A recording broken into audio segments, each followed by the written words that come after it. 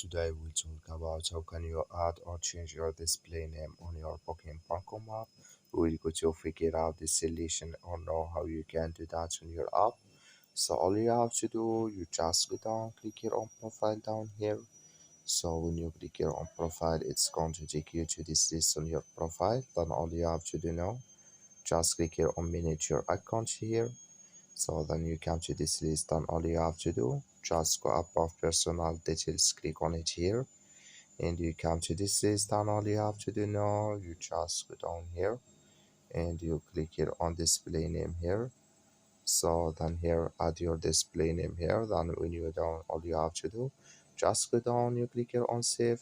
So then it's going to save video here when you add. So here I add this display name, just click on save, then it's going to save video here.